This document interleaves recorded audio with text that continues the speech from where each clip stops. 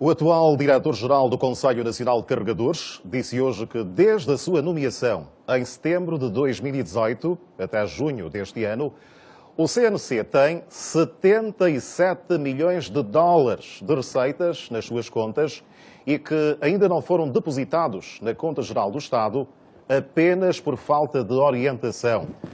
Catarino Fontes Pereira afirmou isso hoje mesmo, durante o interrogatório em tribunal, onde esteve a depor na condição de testemunha, arrolado pelo tribunal no julgamento do caso CNC. O julgamento do caso Conselho Nacional de Carregadores caminha a passos largos com a audição das cerca de 15 testemunhas.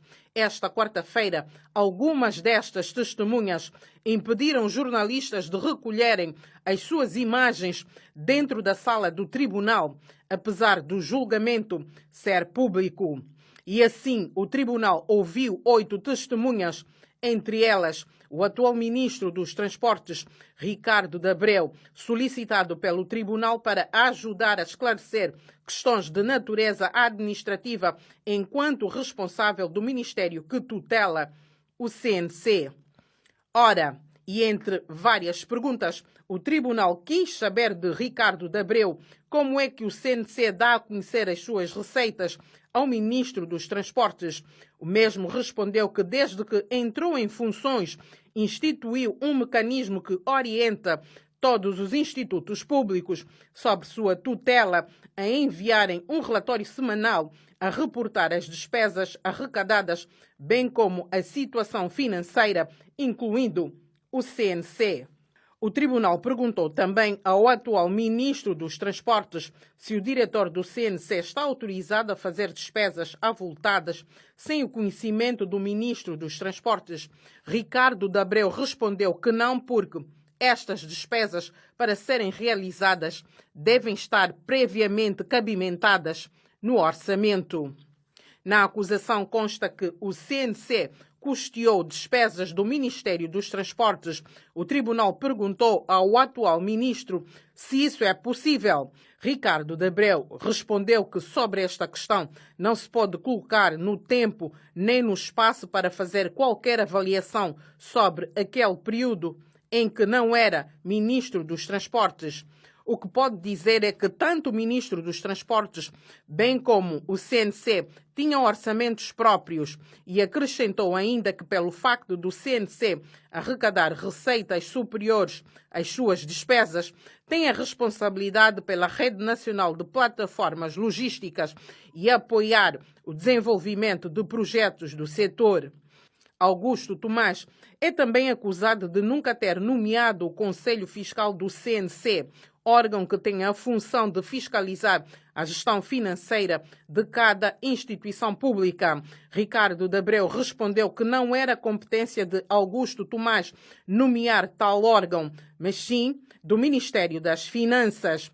Tomás apenas podia indicar os representantes do referido Conselho. O tribunal perguntou ainda ao atual ministro dos Transportes se as receitas do CNC contribuem para o Tesouro Nacional. Em resposta, disse que sim, que todas as receitas devem ser depositadas na Conta Geral do Estado.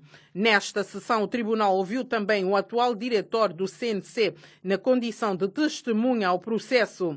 Catarino Fontes Pereira disse que desde que assumiu esta função em setembro de 2018 até junho deste ano, o CNC tem nas suas contas 77 milhões de dólares por depositar na Conta Geral do Estado. Por falta de orientação, o dinheiro continua parado. Depois, sempre na condição de testemunha, foi ouvido o diretor da FESA, Ismael Diogo, que foi chamado para esclarecer as participações adquiridas pelo CNC no capital social das sociedades CIMA e a SGM, onde o mesmo é presidente da mesa da Assembleia. Sobre o assunto, Ismael Diogo disse que o CNC entrou nesta participação como resultado de uma parceria público-privada dentro da estratégia do então Executivo para o fomento do empresariado nacional.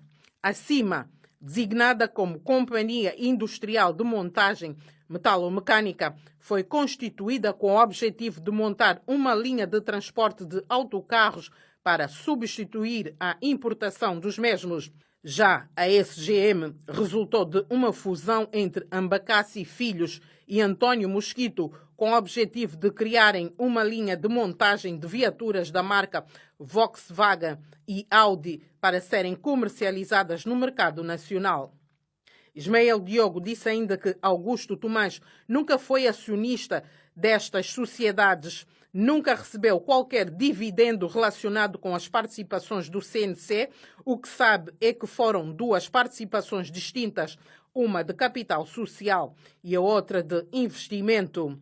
Na sessão desta quarta-feira foram ainda ouvidos Justino Fernandes, ex-presidente da Federação Angolana de Futebol, Carlos Feijó, ex-chefe da Casa Civil do então Presidente da República, e André Luiz Brandão, antigo Ministro dos Transportes, e ainda quadros do Ministério das Finanças.